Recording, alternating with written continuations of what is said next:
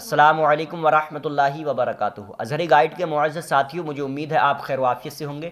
اللہ ہمیں اپنے حفظ و امان میں رکھے، آمین۔ حضرت عائشہ صدیقہ رضی اللہ تعالی عنہا فرماتی ہیں، ایک دن مالک کون و مکان جناب محمد رسول اللہ صلی اللہ تعالی علیہ وسلم گھر پہ تشریف لائے۔ ایک روٹی کا ٹکڑا پڑا دیکھا تو آپ نے اس کو اٹھایا، صاف کیا اور کھا لیا، اور فرمایا، اے عائشہ، اچھی چیز کا احترام کرو، یہ جس قوم سے بھاگی ہے پلٹ کر نہیں آئی۔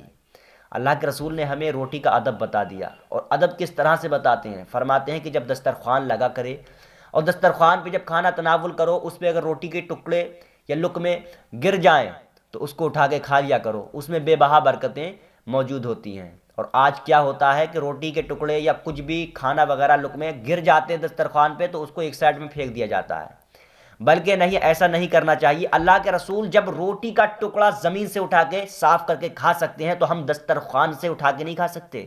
اور اللہ کے رسول ارشاد فرماتے ہیں، اس میں بے بہا برکتیں چھپی ہوئی ہوتی ہیں۔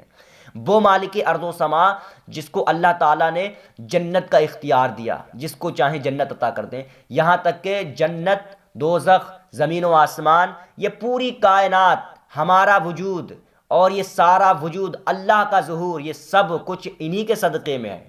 اللہ خود فرماتا ہے کہ اگر میں اپنے محمد مصطفیٰ کو پیدا نہ کرتا تو میں خود کو بھی ظاہر نہیں کرتا، یعنی کہ دنیا کا وجود ان سے ہے۔ وہ جو نہ تھے تو کچھ نہ تھا، وہ جو نہ ہو تو کچھ نہ ہو۔ جان ہے وہ جہان کی، جان ہے تو جہان ہے، اگر جان ہے تو جہان ہے۔ یعنی وہ اللہ کے رسول زمین کا ٹکڑا اٹھا کے صاف کر کے کھا رہے ہیں۔ سوچو تو صحیح، بات بہت گہری ہے۔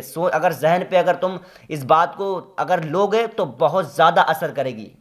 تو آج سے یہ تہیہ کر لو کہ اگر لقمے دسترخوان پہ اگر لقمے گر جائیں تو اس کو اٹھا کے کھا لیں گے آپ، یہی سوچ کے کہ اللہ کے رسول کی سنت ہے۔ ہمارے آقا نے زمین سے گرے ہوئے ٹکڑے کو، لقمے کو اٹھا کے کھا لیا، یہ تو پھر بھی دسترخوان ہے۔ اگر آپ کو جو ہے زمین پہ پڑا ہوا کوئی روٹی کا ٹکڑا یا لقمہ یا کوئی کھانا وغیرہ دیکھو تو ادب احترام کے ساتھ اس کو ایک سائڈ سے رکھ دو تاکہ کوئی جانور وغیرہ یا پرندے اس کو کھا لیں، اتنا آپ کا حق بنتا ہے۔ جب تمہارے آقا اور ہمارے آقا جب زمین سے اٹھا کے کھا سکتے ہیں تو ہم اگر نہیں کھا رہے ہیں تو کم از کم اس کو ایک سائڈ سے کر دیں۔ یہ رزق کا احترام ہے۔ اللہ کے رسول کی یہ حدیث ہے کہ جس نے اس کا احترام چھوڑ دیا تو یہ انسان سے دور چلی گئی ہے۔ یہی تو ہے، انسان سے دور چلی گئی ہے، تو یعنی اس کے بربادی اور خسارے کے علاوہ پھر اس کی زندگی میں کچھ نہیں ہے۔ بہت سی چھوٹی چھوٹی باتیں ہیں جس پہ عمل کرنے سے ہمیں بہت کچھ حاصل ہو سکتا ہے۔ اللہ کے رسول پلیٹ کو کیوں چاٹا کرتے تھے؟ یہ تو سنت ہے۔ حضرت عائشہ صدیقہ رضی اللہ تعالیٰ عنہ فرماتی ہیں کہ پلیٹیں جب مل جایا کرتی تھی، اس میں میں پہچان لیا کرتی تھی کہ کس پلیٹ میں میرے سرتاج، میرے شوہر جناب محمد رسول اللہ نے کھانا کھایا ہے، کیونکہ ان کی پلیٹ سب سے زیادہ صاف ہوا کرتی تھی، اور اس پلیٹ کو ان پلیٹوں میں سے نکال کر کے پھر اس پلیٹ میں آپ کھانا کھاتی تھی۔ تو یہ کیوں کھاتی تھی؟ اس سے محبتیں پیدا ہوتی ہیں، یہ بھی اللہ کے رسول نے ارشاد فرمایا۔ ایک روایت میں ہے کہ حضرت عائشہ صدیقہ رضی اللہ تعالیٰ عنہ پانی پیتی تو رسول پاک صلی اللہ تعالیٰ علیہ وسلم اسی گلاس سے پیتے، اور اس گلاس سے اس حصے سے پیتے جہاں سے حضرت عائشہ صدیقہ رضی اللہ تعالیٰ عنہ پانی پیتی۔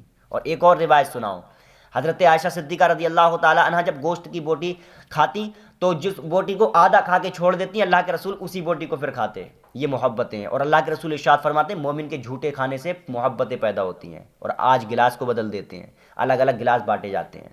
اللہ کے رسول کی اگر سنتوں پہ عمل کیا جائے تو تم دنیا میں بھی کامیاب ہو، آخرت میں بھی کامیاب ہو۔ اور ایک اور بات بتا دوں، اللہ کے رسول ارشاد فرماتے ہیں میری ایک سنت کو جس نے ادا کیا، میری سنت کو سنت پہ عمل کیا تو اس کو 100 شہیدوں کا ثواب ملتا ہے۔ یعنی ہر قدم پہ سنتیں ہی سنتیں ہیں۔